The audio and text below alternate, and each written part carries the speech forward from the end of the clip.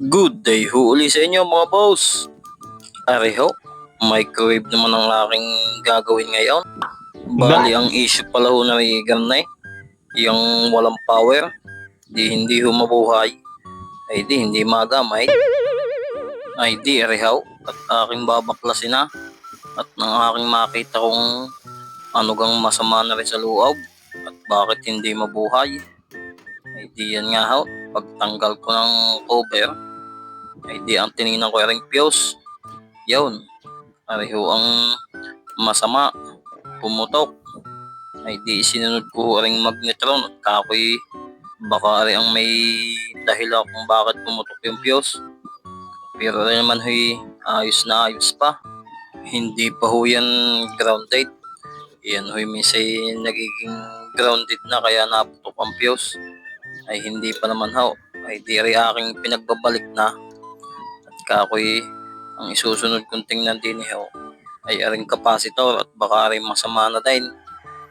Ay di pag check ko naman ho niyan sa tester, ayan ho, at napakaganda pa ng reading.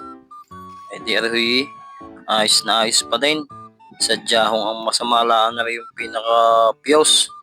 Ay di yan ho, at ako'y nagpabili sa aking pamangkay ng pampalight at ang akin hong natitini mababa ang amperahe. Ay di yan nga ho, at aking ibinalik muna pansamantala yung cover at akin hong titistingin kung arigang ay mabubuhay na. Ay di rin nga ho, pag saksa ko, tinisting ko ng isang tasang tubig kung ari iinit. Tama na ho ang isang minuto. Ay di rin nga ho, pagkatapos akin hong chinek kung ayos na baga nga. Ay, ayos na nga ho, mapapagkapihan ha. Isang minuto pa yaw.